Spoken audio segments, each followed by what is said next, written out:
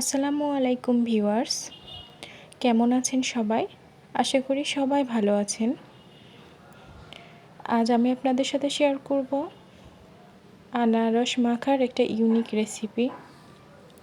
অনেকেই এভাবে আনারস মাখা করে খেয়েছেন, আবার অনেকেই সিম্পলভাবে খেয়েছেন।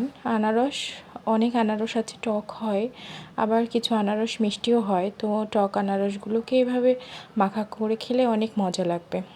ভিউয়ার্স, আপনাদের সবাইকে ভিডিওটি না টেনে শেষ পর্যন্ত দেখার অনুরোধ রইল। আমি আনারস দুটিকে খুব ভালোভাবে খোসা ছাড়িয়ে কেটে নিচ্ছি।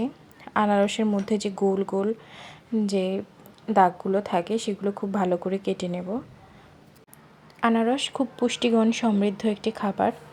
জ্বর হলে বা যে কোনো ধরনের অসুখ হলে, মুখে রুচি না থাকলে, খাবার খেতে না পারলে আপনারা আনারস খেতে পারেন। এতে স্বাস্থ্যের জন্য খুব উপকারী এবং মুখে রুচি চলে আসে। তো ভিউয়ার্স, এখনও যারা আমার চ্যানেলটি সাবস্ক্রাইব করেননি তারা আমার চ্যানেলটি সাবস্ক্রাইব করে পাশে থাকবেন।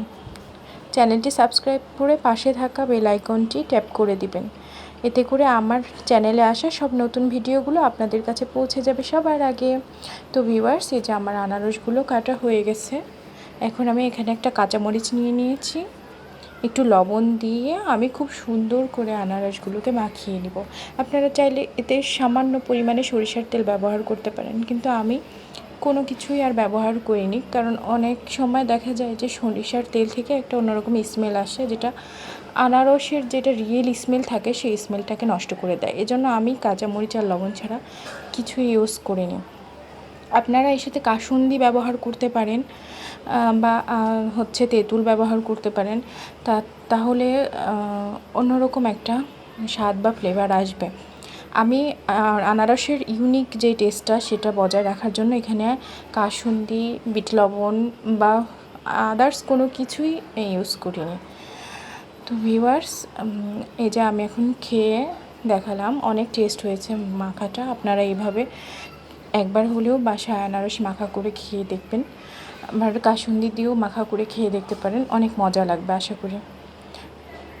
তো ভিউয়ার্স, আমার ভিডিওটি ভালো লাগলে একটি লাইক করে দিবেন এবং কমেন্ট বক্সে একটি সুন্দর কমেন্ট করে জানিয়ে দিবেন আমার ভিডিওগুলো আপনাদের কেমন লাগছে।